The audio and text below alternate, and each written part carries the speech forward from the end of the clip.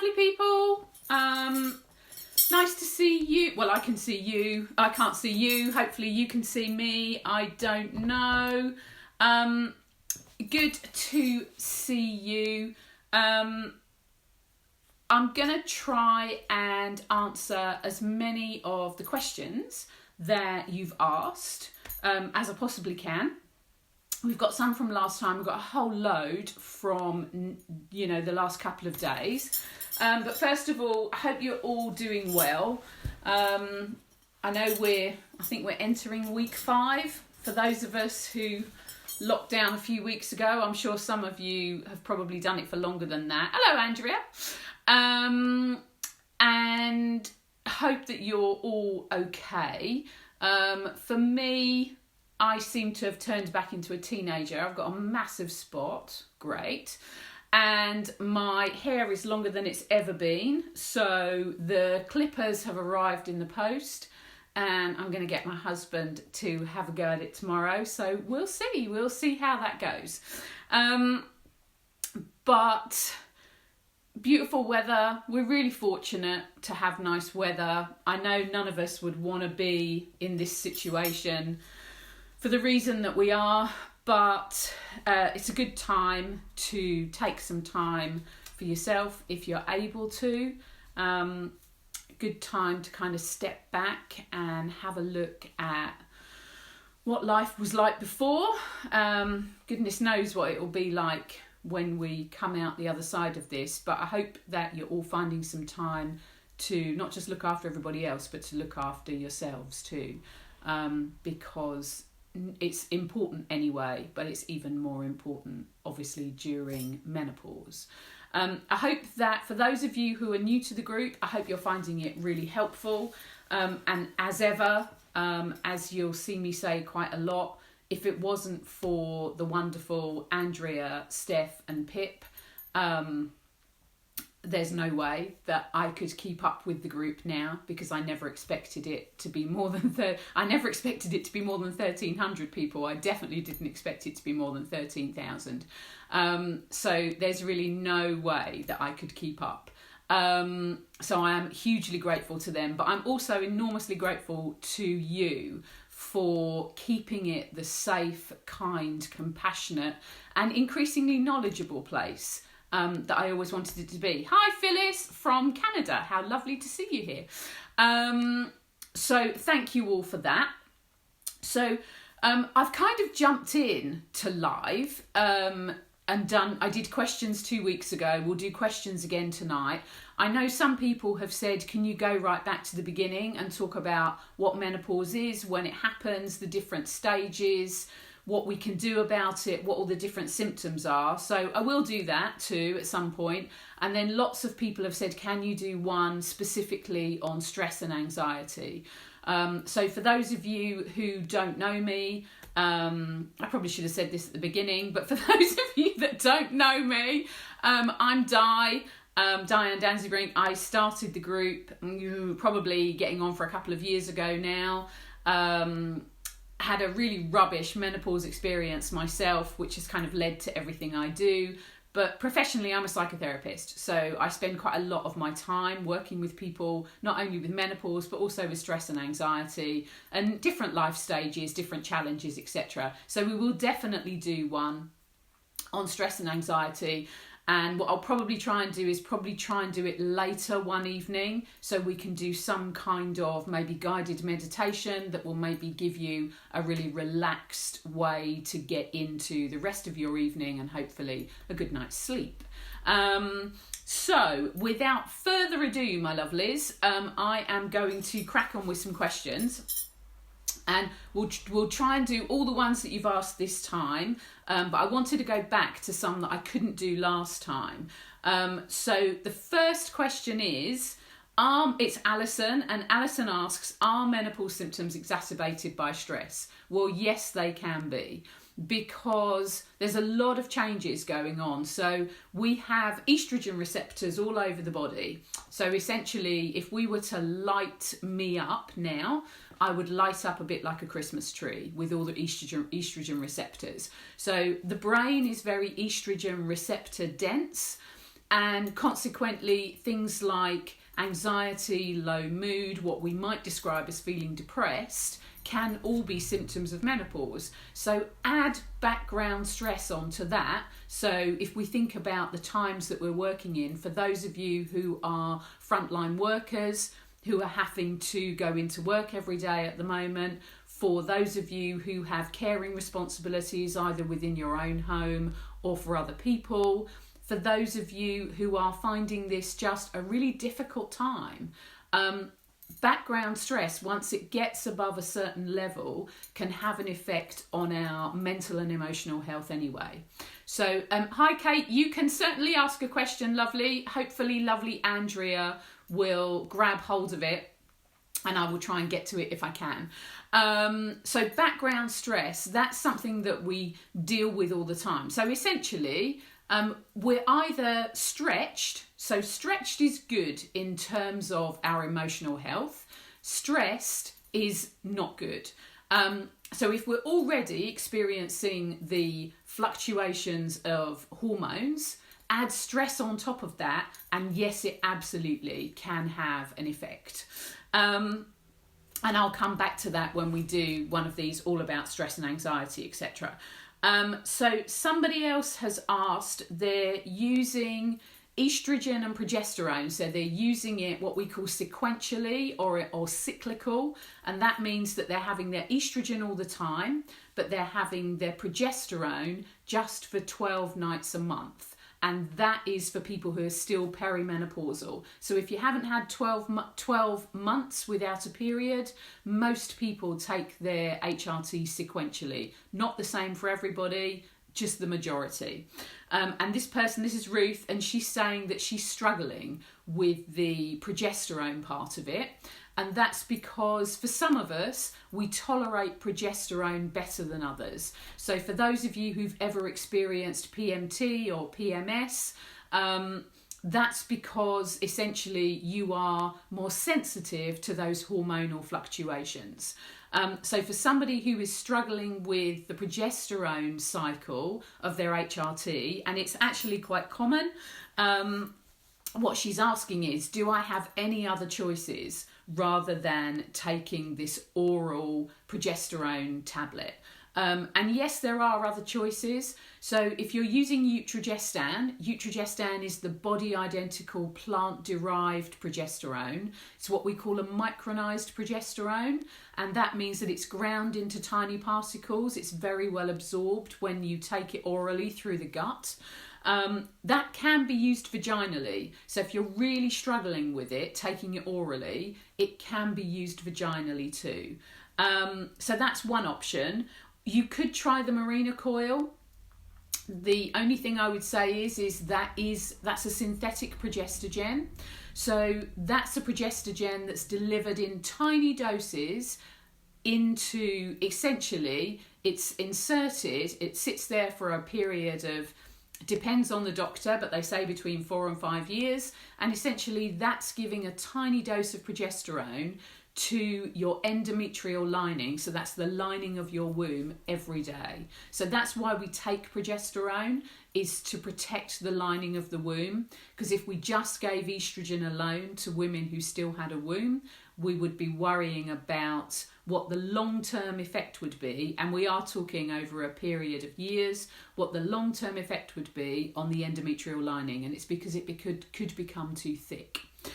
So a Mirena coil is a possibility. There is what we call long cycle progesterone. That's really done under the care of a menopause specialist. And that's where you don't take progesterone all the time, you take it several times a year. Now that is not something that your GP is going to recommend to you. It's probably not something that they would feel comfortable doing or they would feel confident doing. But under a menopause specialist, they might talk about long-term progesterone. So that's having it, so rather than having it all the time, you would just take progesterone 3 or 4 times a year. You would probably also have an endometrial scan, excuse me, once a year, just to check your endometrial lining and that it's not getting too thick.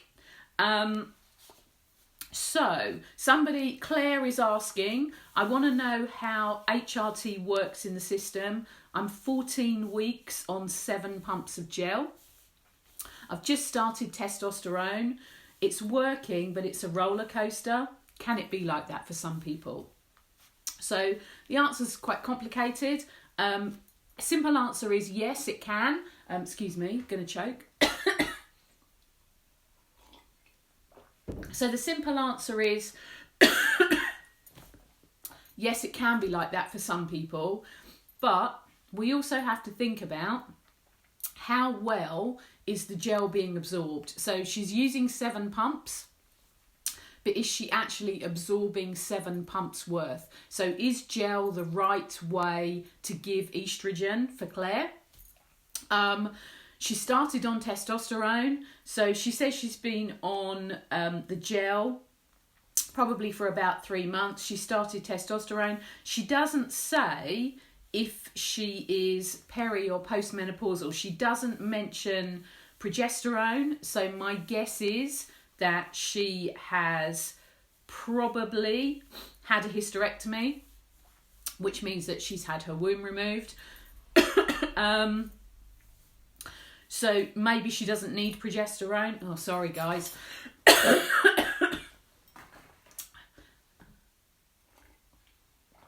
Oh, the joys of live.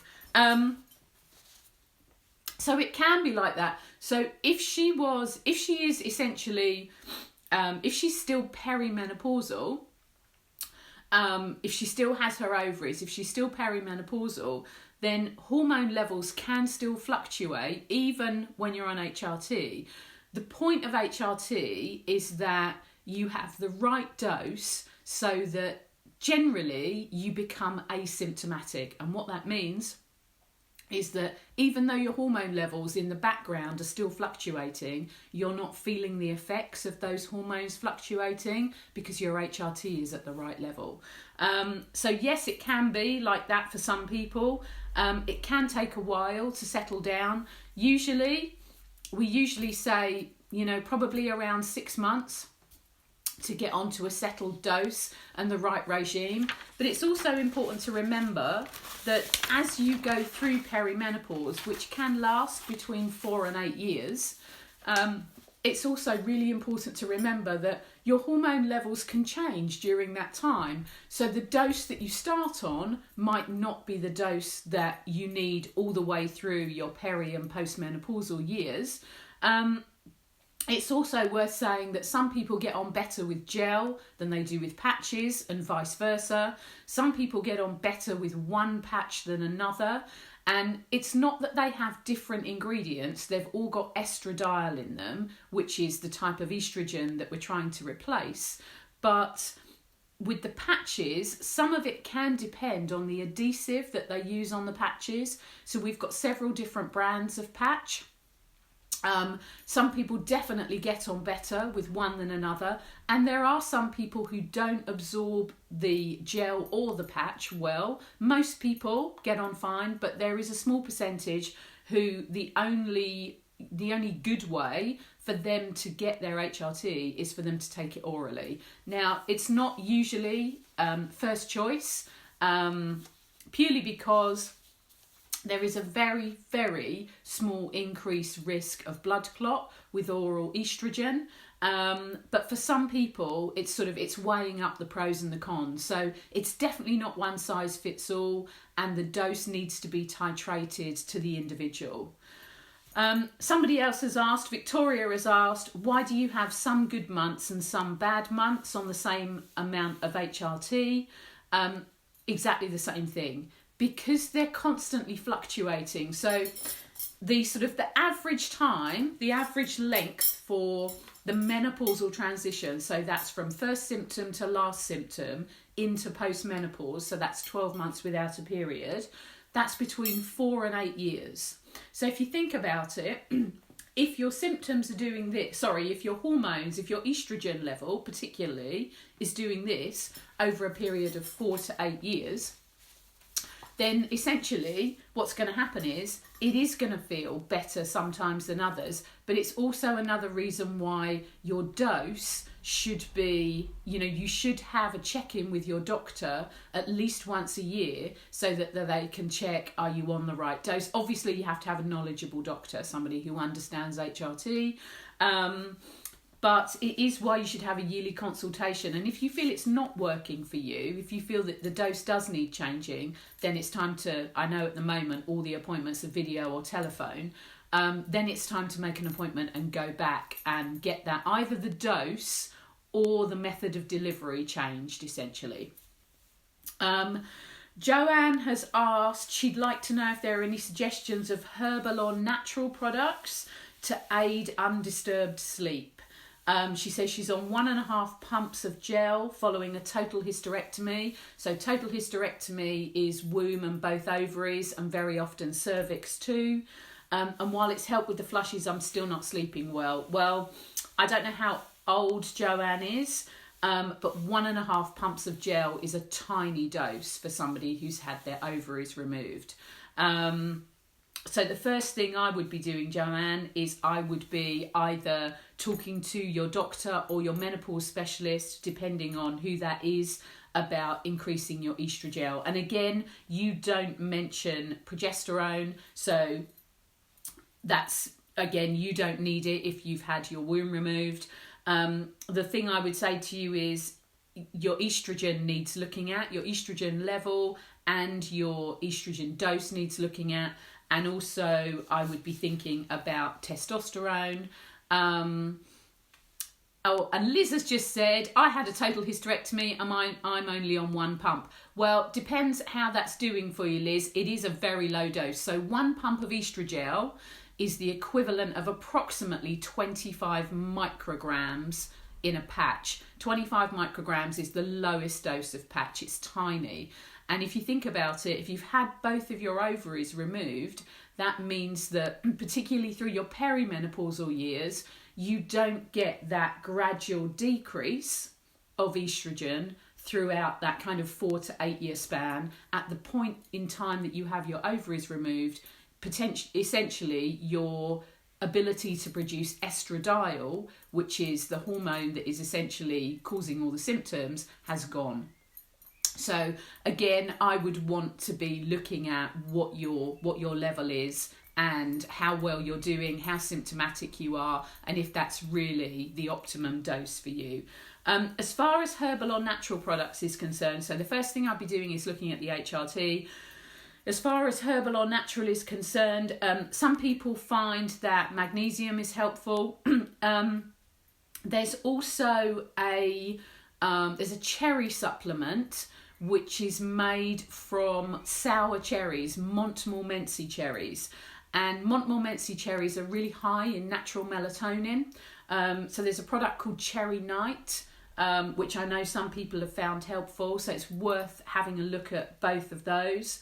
Somebody else, Joanne, is saying, I was wondering if HRT implants would be reintroduced, only because I've noticed some of us have poor absorption from the gel. Okay, so HRT implants, they're really only available via menopause clinics, and really they're really for those women who have gone into an early or premature menopause. So for a lot of women who go into a very early or premature menopause, they need higher doses than women who are maybe in a natural menopause. The implants are really useful for those women, but I know that there's a shortage. They're quite difficult to get hold of, and they're not even available at all NHS clinics, and they're expensive too. So will they be reintroduced more generally? Unfortunately, I think the answer to that is no. Claire says, I'm suffering severe debilitating symptoms and I'm on tamoxifen for breast cancer. Is there a menopause specialist doctor in Kent I could contact or be referred to? So I would say to you, Claire, go and have a look at the BMS website. That's the British Menopause Society website. There is an NHS menopause specialist in Kent. There is also, if it's something that you can consider, there is also an excellent and private specialist in Kent too. So there are options. There is an NHS. Unfortunately, the private doctor, she used to be in the NHS. The funding for her clinic is no longer available, so she now just works privately. But yes, there are options there. So go and have a look at the British Menopause Society. Look at search for specialists, and you'll find it on there. Terry asks, how long should you stay on HRT? What steps should be taken if you were to discontinue, cut it down gradually, etc.? So I would say, how long can you stay on it? You can stay on it as long as you like. As long as you don't have any complicating factors with your own health, there's no reason why you can't stay on HRT potentially forever. If you did want to cut it down, then it's really, there's two ways of doing it essentially. You can either cut it down gradually, and if you think you might still be symptomatic, I would certainly be thinking about doing it like that, because you might start to reduce the dose and decide, actually, I don't want these symptoms, I'm not going to do that right now. You can stop it straight away, because if you think about it, the gel, the patches and the tablets, so particularly the gel and the tablets, you're taking a daily dose. You're getting a daily dose of hormone. With the patches, you could take it off, because again, although your patch sits there for 3 or 4 days, you're getting a daily dose of hormone. So, it's up to you basically. But I would say if you're considering reducing it, to see if you can come off of it, I would reduce it a little bit, just to see what your symptoms are like if you're still symptomatic, because you might decide that actually that isn't what I want to do. But as far as how long can you stay on it, provided that you don't have any contraindications, then potentially you can stay on it forever. And if you think about it, estrogen has a protective effect on our bone health, our heart health. We're learning more and more about how estrogen is protective on our brain health. It's also protective against other things too. So I guess it has to be, as with all these things, it has to be a very individual decision. Everybody should be able to make their own choice, hopefully based on factual evidence-based information. But I would be, I would be considering what's the latest research, where do we stand, how safe is my HRT, how well do I feel on it, and I guess it's why you're considering coming off. So I don't know the reason why she's considering it.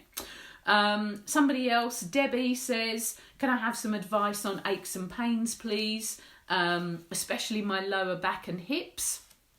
I've had a total hysterectomy, but I'm not on HRT. So Debbie, when you say total hysterectomy, that makes me think that you're talking about your womb and your ovaries. So I'm going to take it that you are. And if you are saying that you've had your womb and both your ovaries removed and you're not on HRT, then I would want you to be referred into somebody, either a knowledgeable GP or practice nurse or a menopause specialist ASAP, to look at where your estrogen and your testosterone levels are, because the majority of your estrogen and testosterone comes from your ovaries. If you don't have them, it's very difficult to produce. We do produce a little tiny bit of testosterone from the adrenal gland, but majority from the ovaries. So if you've had a total hysterectomy and you're not on anything, to be honest, lovely, I'm not surprised that your lower back and hips are aching, because estrogen, as I said, estrogen is protective on the bones, but it also acts as a lubricant for the whole body. So if you're not getting that lubrication for your joints, then it doesn't surprise me at all that you're feeling like that. And I'm really sorry to hear that perhaps you haven't had any advice and support about taking supplemental hormones, because every single woman who's had a total hysterectomy, who's had her ovaries removed, in my opinion, it's medical negligence not to give those women that advice and support. Right, here we go. So we have got 27 questions from today. Liz is asking me, so this is about using more gel. Could I self-medicate extra estrogel, or do I have to go back to the doctor? Okay, so there's a by the book answer to this, and then there's a common sense answer to this. So the by the book answer is, yes, you should go back to your doctor and you should say, doctor, I feel like I need more estrogen. Can I have another pump? My thoughts on that at the moment are probably, kind of almost, it depends on your doctor. So does your doctor know anything about menopause and hormones? Who knows? I'm guessing that your doctor's going to be pretty busy at the moment. And as I said, one pump is a tiny amount. It's 25 micrograms. So could you? I'm not saying you should. I'm saying you could. So that's my answer to that, lovely. Okay, here we go. How long does it take HRT to build up in our systems? Or is that how it works? With the gel, does it peak on application or wear off during the day? Okay, so this question comes up a lot. So as I said, your natural hormone levels, your natural hormone levels are fluctuating. And when you're using, particularly with the products that we're talking about, whether it's tablets, gel, patches, we're talking about a daily dose. So you're not building up some, and we're talking about small amounts of hormone. So even 100 microgram patch or a 2 milligram tablet, if you think about it, compared to, for those of you who have ever taken the combined contraceptive pill, the amount of hormone in HRT is very small. So we're talking about small amounts. So those small amounts are your daily dose. Now, it's an interesting question about the gel wearing off, because the way that, so when I did my menopause nurse training, we're told that you rub your gel on in the morning. And you kind of get the best out of it during the day if you rub your gel on it. And it kind of common sense, you would think, yep, that makes sense. I get the best out of it during the day. However, I know that there are loads of people on the group who choose to, or some of them have been told by doctors to use 2 pumps in the morning, 2 pumps in the evening. To be honest, I think whatever works for you. Does it, do you get the best out of it when you rub it on? When, when you're putting, oh, hang on a minute. Oh gosh, there's loads of questions. I don't think we're going to get through all these. Might have to come back to some of these. Okay, so essentially, it's a bit like, can you use the extra pump? The common sense answer is, do what works for you. Do what you feel works for you. But the way that I was taught was that you put your gel on in the morning.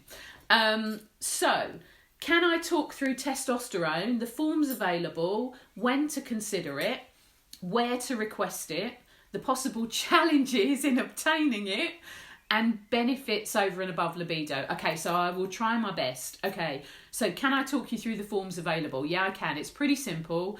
With testosterone, we have testosterone available on the NHS and testosterone available privately. So testosterone available on the NHS is a gel form. So there's a couple available, couple of different brands, but it's the same thing. And essentially, it's a gel that is licensed for use only in men. However, GPs use things off license all the time. There's no reason why it can't be prescribed to a woman who needs it. Not every woman needs it, but it can be prescribed. The problem is that it's a historical issue around testosterone and women. there are still some doctors who don't think women should have testosterone. It's total nonsense because we produce testosterone naturally. So for somebody like me who had both her ovaries removed 7 years ago, I can't produce, apart from the tiny little bit in my adrenal gland, I can't produce testosterone. Testosterone made a massive difference to me when I finally got it, after having to go private to get it. But when I finally got it, it made an enormous difference to me. So pretty much all women in surgical menopause should be counselled about testosterone. Some women in natural menopause will need testosterone, because remember that we don't all start with the same hormone profile, so we won't all end with the same hormone profile. When to consider it? So if you have, if you don't have any ovaries, consider it ASAP, and you should be, as I say, you should really be counselled about that. If you do have your ovaries and you've started HRT, and essentially you've optimised your estrogen, so most of your symptoms are better, but you've still got issues perhaps with libido, and it gets stuck on libido, but actually it does other things, or you're still kind of not feeling your normal, outgoing, confident self, if that was you. If you're not feeling like that, if you just don't feel like you, if you're still struggling with cognition, so that's kind of mental clarity, if you're still struggling with that, that's the time to go and talk about testosterone. Challenges obtaining it can be tricky because, as I said, some doctors just don't believe that women should have testosterone. Utter rubbish, but it is a hurdle to get over, because if the gatekeeper says no, you're stuck. So then you can ask for a referral to a menopause clinic. Menopause clinics are quite few and far between. A lot of them are actually shut at the moment. Some are doing video consultations, but few and far between. Or you end up having to do the thing that really annoys me, which is you end up having to pay privately to go and see a menopause specialist to be prescribed testosterone, which is not only on the British National Formulary, but it's actually advised in NICE guidelines. So if you look at NICE guidelines on menopause, it will say that if a woman is, I think the phrase they use is, if she's still experiencing a loss of sexual desire, so again we are very much talking about libido here, then testosterone can be an option. Sometimes you have to kind of put that NICE guideline in front of the GP. But the benefits are, it actually helps with muscle and bone health as well. So the benefits are multiple, but the time to start looking at whether or not you need it is when you're sort of optimized as much as you can be on your estrogen, essentially. So somebody's saying, so we're on to good old HRT shortages.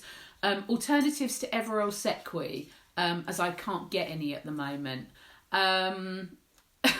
Somebody's just said, this is a lot of info to take on board. I know I speak really fast, and I'm trying to get through as much as I can for you, and we will repeat a lot of these things, but this lack of information that's available to women generally just drives me nuts. So I will try and, I'm sorry if I speak too quickly, but I just want to try and get as much of it out there to you as possible.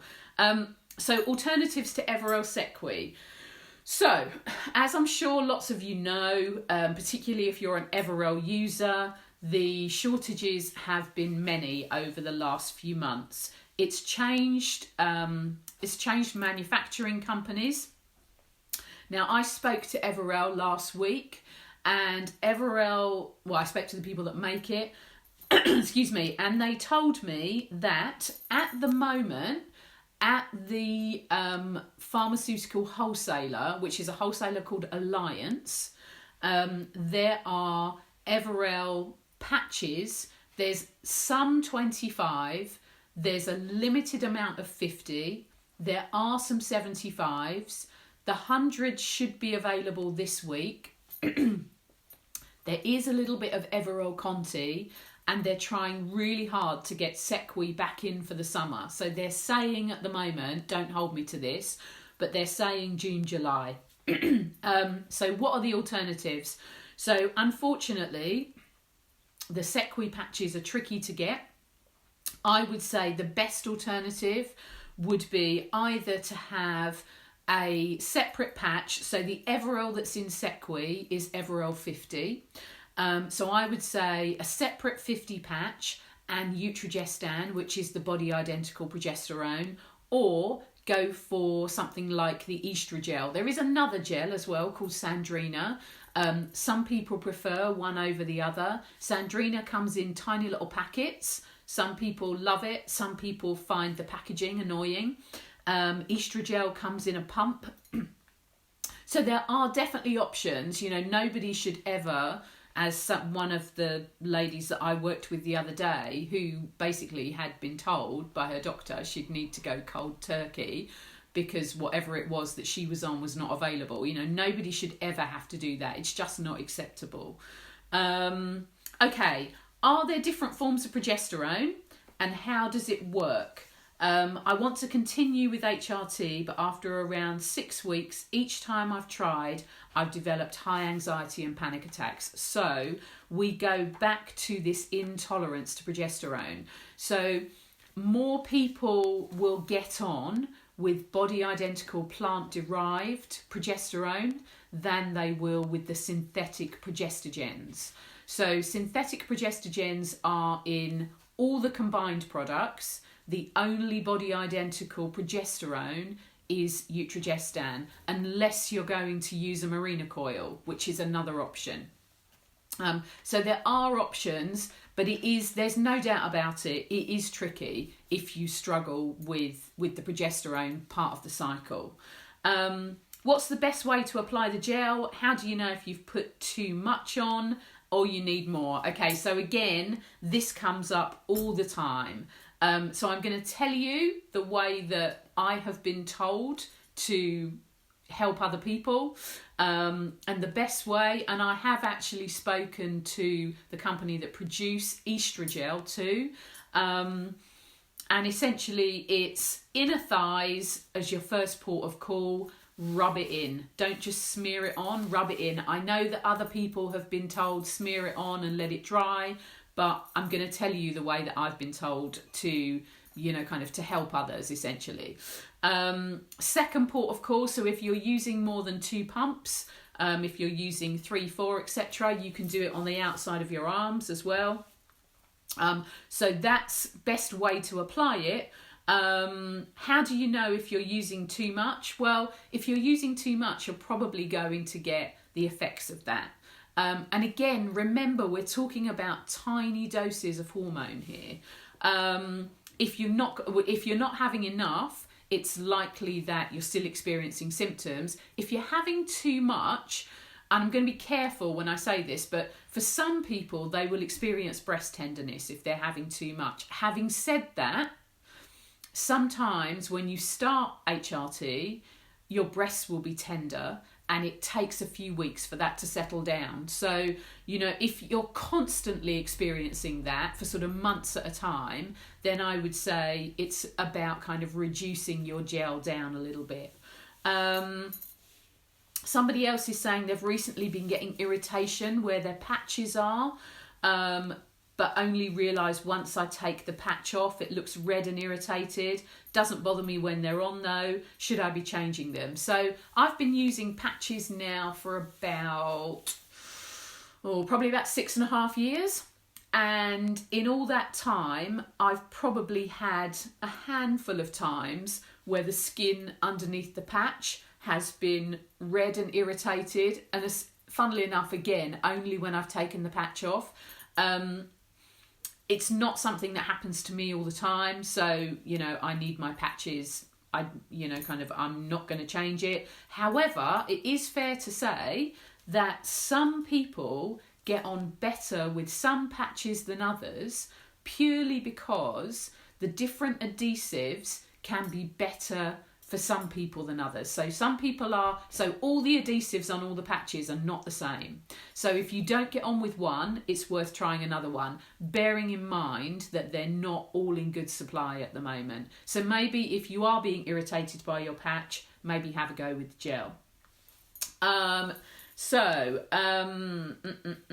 have we got here? Okay, so I think this lady is on the call. I'm from Canada, presently seeing a hormone specialist and on compound estrogen cream plus progesterone, which makes me feel awful. 55, had a hysterectomy at 32. Spent a fortune over the last 4 years, still feel awful. Doing my research, I know I can get my GP to order estrogel. Think I may go for it without the specialist. Smart move, ? I was denied HRT until 4 years ago. So if you had a hysterectomy at 32, lovely, I am guessing that you're talking about a total hysterectomy, although I'm seeing that you're on progesterone. So if you've had a total hysterectomy and you no longer have your womb, you don't need progesterone. Because progesterone is prescribed to protect the lining of the womb. So that's the first thing I'd say, is if you don't have your womb, you don't need progesterone. So you can forget that for a start. Second thing I would say is compounding hormones. Okay, so here in the UK, the term bioidentical essentially represents those products that are unlicensed and unregulated. So the clinics that sell them, usually at great cost, they advertise them, well, they used to advertise them as safer, more effective, essentially. The ASA, the Advertising Standards Authority, stopped them from doing that.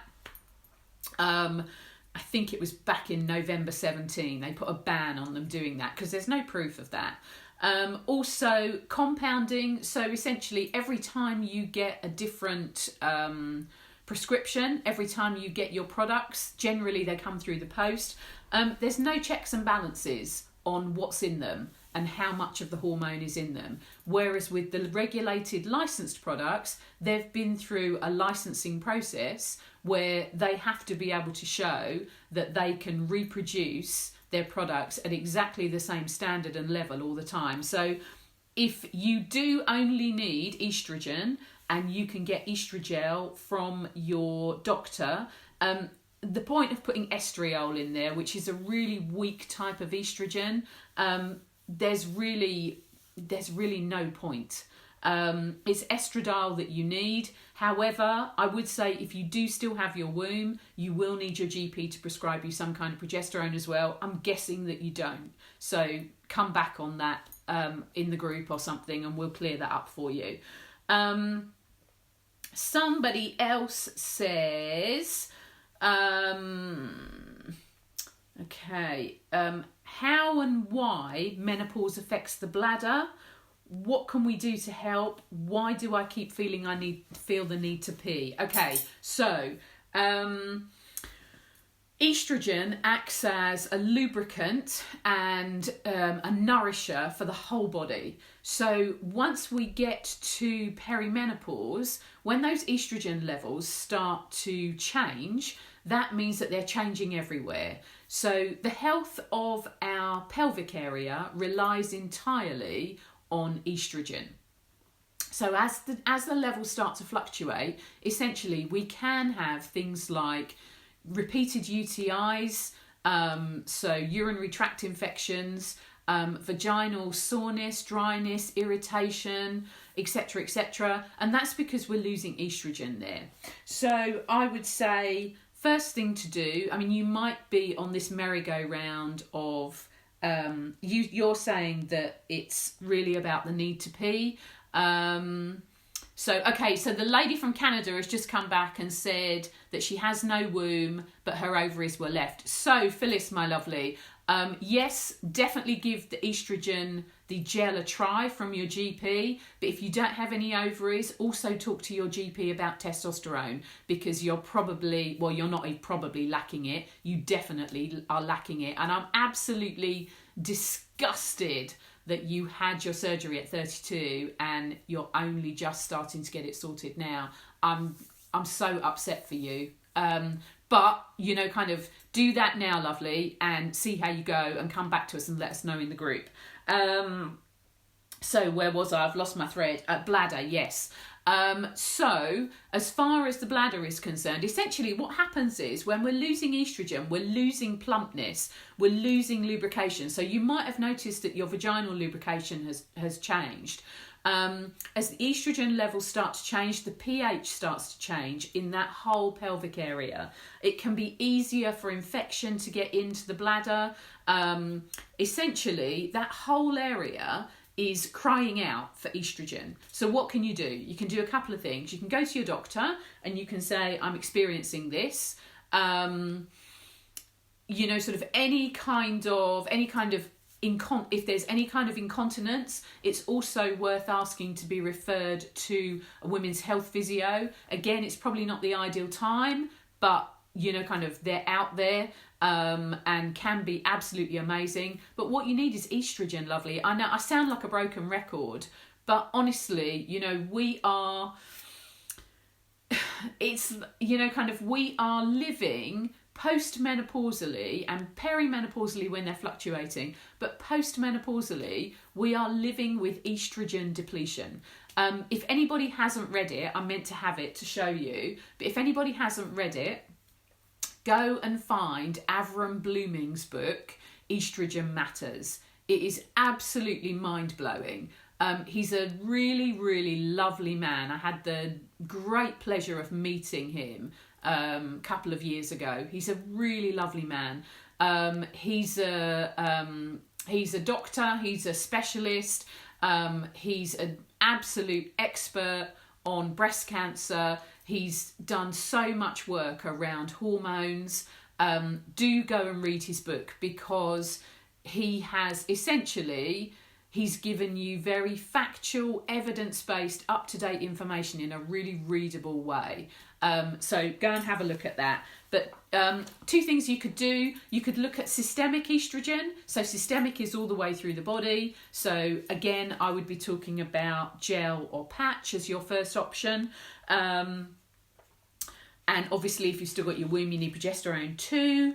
But you can also look at localized estrogen. So we have ordered, excellent. So we have local estrogen products. So we have something called Vagifem, which is a little pessary. We have a couple of creams. We now have a soft pessary as two. And there is also something called an E-string, which is a vaginal ring, which is like a little ring that is inserted up and gives, I think it's 90 days of a very, very low dose of estrogen. So tiny doses of estrogen can make an enormous difference to the bladder and the vagina.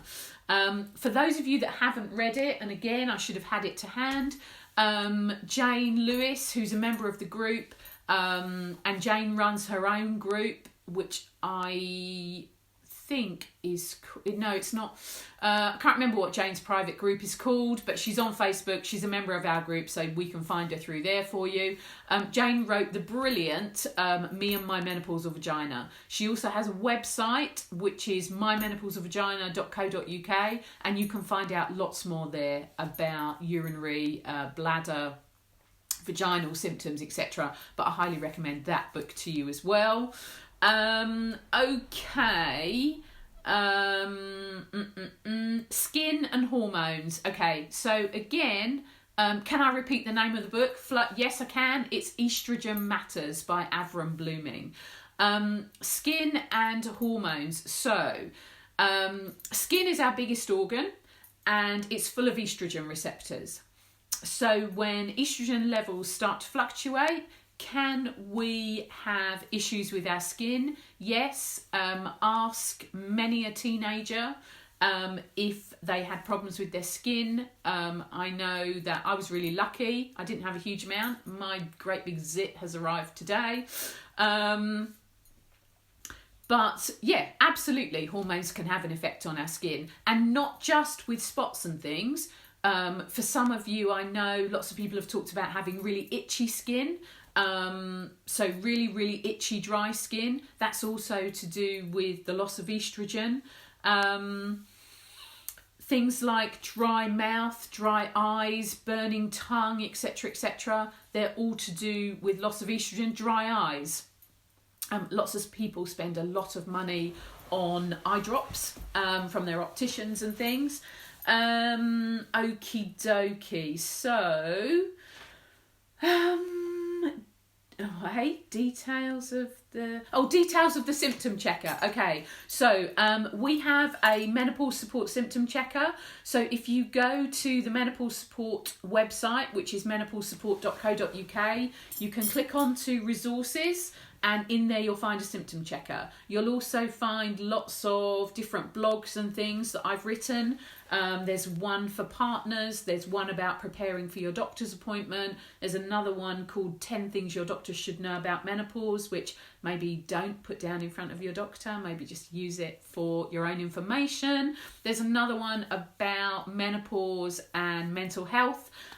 So as time goes on and I get more time, I don't have a lot of that, but as I do, I'll try and add to those as well. Okay, so Kate has asked, can lack of estrogen accelerate AVN necrosis? So Kate, I have looked this up for you today, and I'm not going to go into a big answer because I need to do a bit more research on it. So I think the short answer is probably yes, but I need to go and do a bit more specialist research on it. So I'll come back to you on it, lovely. Okie dokie. What part of menopause causes bloating and constipation?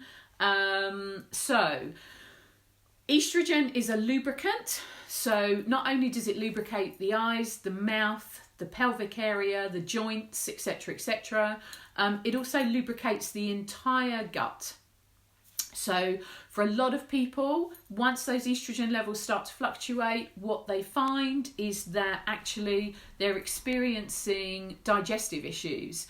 I genuinely wish I had £1 for every woman that I've counselled who has said they've been diagnosed with IBS, never had any problems before. But yes, it can cause that, and also constipation. So it lubricates the bowel as well.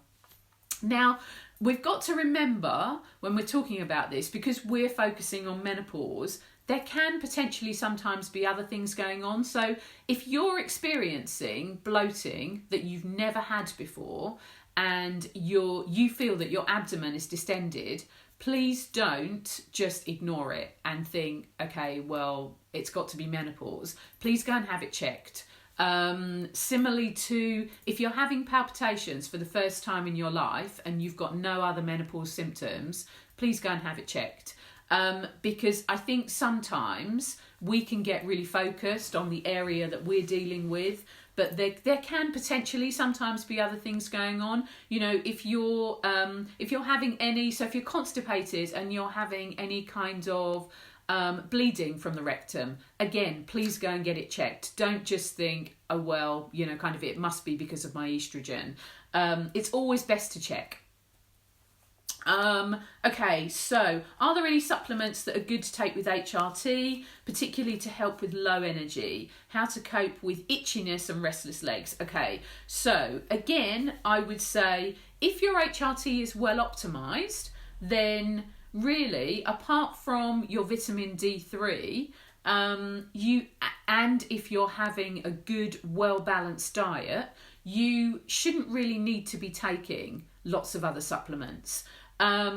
Because for the vast majority, we should be getting our sort of vitamins and minerals from our diet. So if your diet is a good, healthy, balanced diet, then you shouldn't need to take lots. However, having said that, if you have been diagnosed as being deficient in something, so if you're B12 deficient and you've had that tested, if you are iron deficient, then definitely, you know, sort of, and you're not getting that from your diet, or you're so deficient that you're not going to be able to eat enough of the good things to get it from your diet, then certainly. But before you start supplementing, if you think that you're deficient in something, I would ask your doctor if they can do a blood test for you. How to cope with itchiness. So as I said, itchiness, that kind of crawling on the skin feeling, that's to do with lack of estrogen. How does the impact of a surgical menopause compare both physically and mentally with a natural one? Okay, so if you think that during a natural menopause, your hormone levels are fluctuating and eventually they will start to decrease, and they will, in postmenopause, they'll be down at almost zero level. If you have a surgical menopause and you have your ovaries removed, you basically do that 4 to 8 year transition at the time of the surgery. So it's hard and it's fast and it can be brutal, is the honest truth. It can, my personal experience, because I didn't get the right advice and support, it was brutal. But with the right advice and support, it doesn't have to be. And that's why it's so key that any woman who's going to have her ovaries removed is counselled. Unfortunately, I've worked with too many women who have had their womb removed and their gynecologist has decided at the same time that, we'll just take your ovaries because you're nearly postmenopausal anyway. No. No. You don't just take healthy ovaries. Unless there's a reason, unless there is a high risk of something like ovarian cancer, and that's a high family risk, or you're a BRCA gene carrier, when they would, you would probably elect, some people elect to have them removed. But if your ovaries are healthy, absolutely not. You don't speed menopause up just because it might, the gynecologist has decided it's the right thing to do. If somebody, if a guy had to have a testicle removed, do we then say, oh, well, while we're here, we might as well take both of them? No, we don't. And we certainly shouldn't be taking healthy ovaries. So how does it compare? So, well, essentially, you have an immediate loss of estrogen and testosterone. So you don't have any kind of gradual decline. It's straight into it. Some people will start having symptoms almost immediately. For some people, it will be a couple of weeks. If you're having your ovaries removed, you should be put onto hormone replacement therapy straight away. I do see people, and I know we've got people on here at the moment who are surgical menopause, who had a similar situation to me, who didn't get HRT straight away. Nobody bothered to explain it to them or how important it was. And I'm really sad to say that it's still in some cases happening now. And that's because I think I certainly used to assume, 8 years ago, I would have assumed that a gynecologist would know about menopause. And the sad truth is that a lot of them don't, because unless they choose to study it as a speciality, they're not taught all about menopause, which is shocking, and we're campaigning to change it, but it can take time. Okie dokie, lovely people. So, having partial hysterectomy aged 39, ovaries left in, hitting menopause face on last May, gained weight, miserable, loss of libido, aching joints. I'm only prescribed sertraline for my anxiety, taking Menopause and turmeric. Would HRT make me feel like me again? I've been trying to do this alone and it's affecting my life. Oh, my love, bless your heart. So it says that you had your partial hysterectomy at 39. I'm guessing you're still very young looking at this. So the thing is, when you have your womb removed, even though you keep your ovaries, when the surgery's done, there is an interruption of the blood flow to the ovaries. And for some people, that can kind of stop the ovaries functioning the way that they would normally. Now, sometimes that function will be completely regained. For other people, that function isn't fully regained. But even if you've only had your womb removed, we do think, looking at sort of the small pieces of research, that it's likely that you would go into an earlier menopause than you might do if you'd had no surgery at all. So almost definitely, I would want you to be going and speaking to somebody about HRT. If you don't have your womb, so if you've had your womb removed, if you don't have your womb, it's easy. So it's estrogen to start with. Whether or not you need testosterone, we really like you to be on estrogen for a few months before deciding if you've still got your ovaries. But definitely estrogen. You probably, I'm not surprised, lovely, that you need something for anxiety if your ovaries aren't functioning correctly. But it's worth going and talking about having HRT and then reviewing. If you start your HRT and you suddenly realise that actually your anxiety has improved, that's probably because it's due to a lack of estrogen. So that's definitely something that's worth doing. Somebody else has said, I'm not keen to start HRT yet as I'm still in perimenopause, still having periods. However, I'm having many symptoms. I don't know if waiting for periods to stop is the right or wrong approach. Any clarity research on this? So yeah, there is. And essentially the research, the most recent research that we've got on it is around brain health. So we know factually that around the world, Alzheimer's disease is twice as likely in women as it is in men. So what we're starting to see is that actually, even though for many people they don't see Alzheimer's until much later in life, it's the fall in estrogen levels over that perimenopausal period that makes some, important, it's not everybody, some women more susceptible to Alzheimer's disease. So we also have to think about, so you're perimenopausal, you're having symptoms, you're having many symptoms. There's no reason for you to wait for your periods to stop. Essentially, the time to start HRT is when your symptoms become invasive on your quality of life. So if your quality of life has deteriorated even 1%, then it's time for you to start thinking about it. And again, it absolutely has to be a personal choice. But as I said before, please, do your homework. What is the latest research? What's the latest information? Have a look at the NICE guidelines.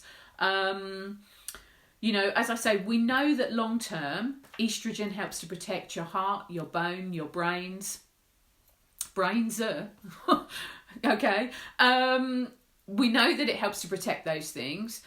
We also know that estrogen helps to protect against bowel cancer. So, there are good reasons for you to start taking it, partly for your symptoms, partly for your long-term health.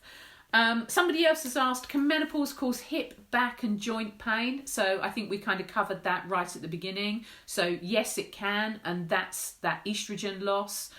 Every morning I can hardly walk with stiffness and pain. Just started vitamin D supplement. Great. We should all be taking at least the minimum dose of vitamin D every day. Not on HRT, reluctant to start.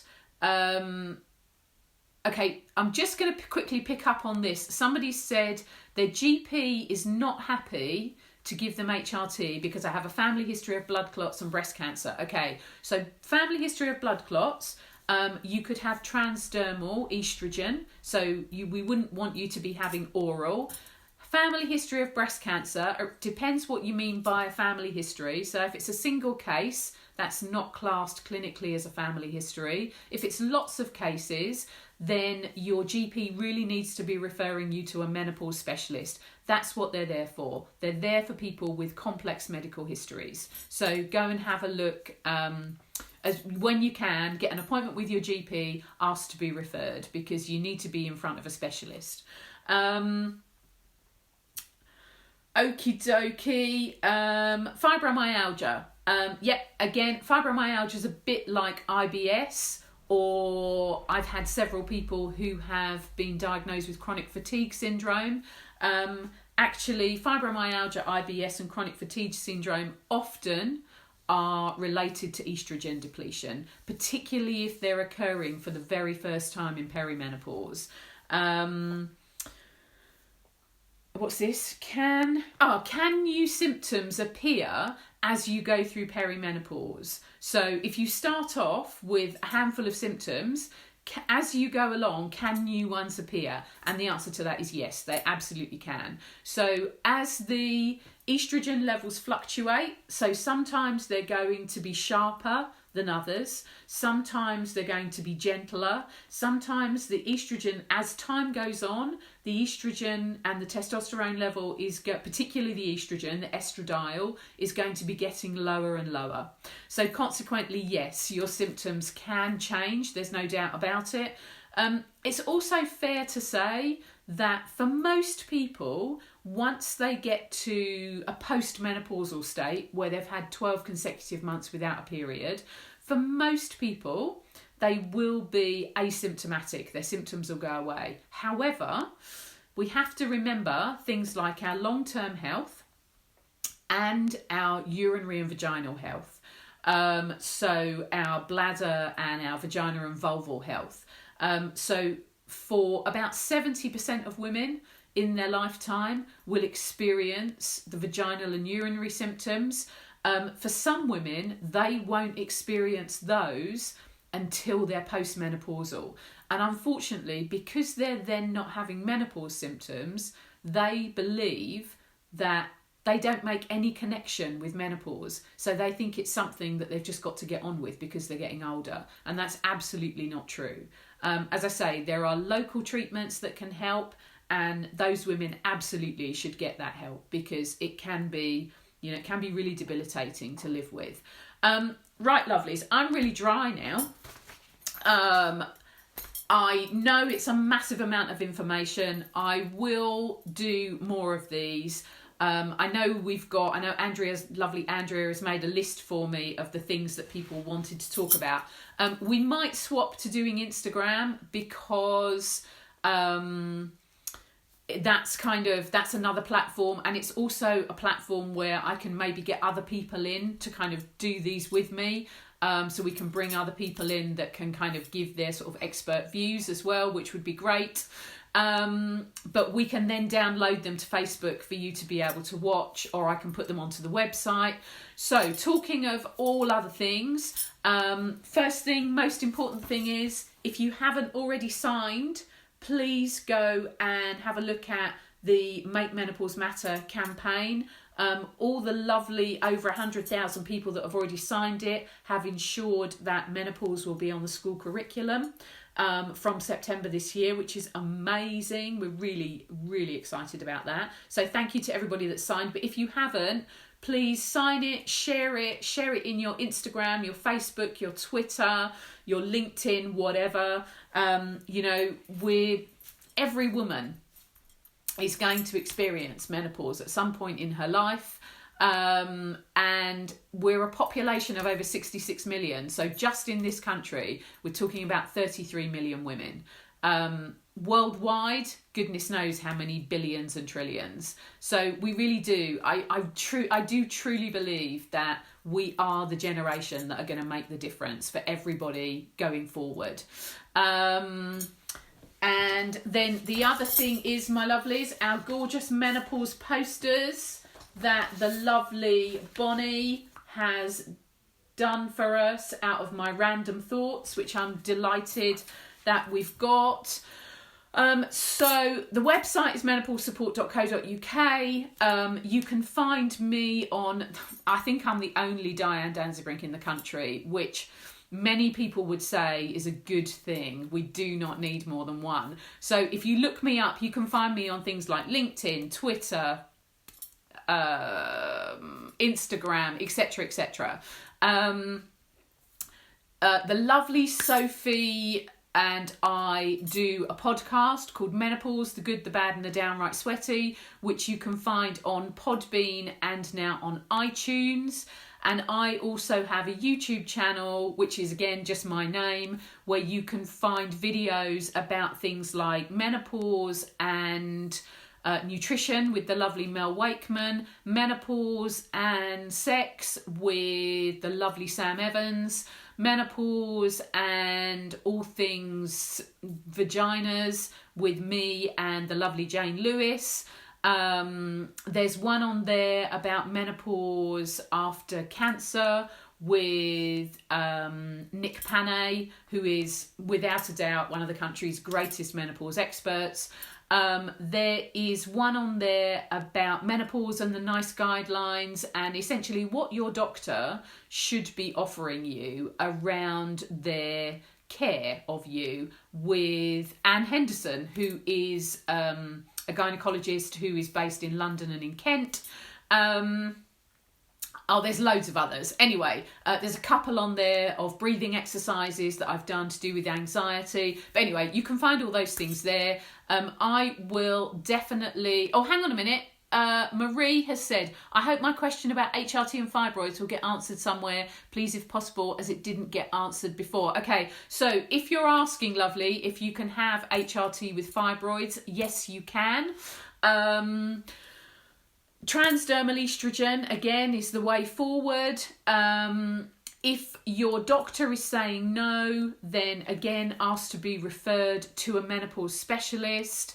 If you want to be able to read and download something about HRT and fibroids, if you go to the Menopause Doctor website, which I think is menopausedoctor.co.uk, just type in fibroids. There's a really good fact sheet there, which is really helpful. So I really need a drink of water now. Thank you very much for persevering with me, because I know it's been quite a long one. I hope it's been helpful. We'll definitely do it again. Hello, Kate. How lovely to see you, my love. We need 1 million of you. I don't think my husband would agree with that, Kate, but bless you for saying it. And I will see you on the group, and we'll do another one of these either here or on Instagram soon. So have a lovely evening. Look after yourselves. Lots of love from me, and I will see you again soon. Take care, everybody.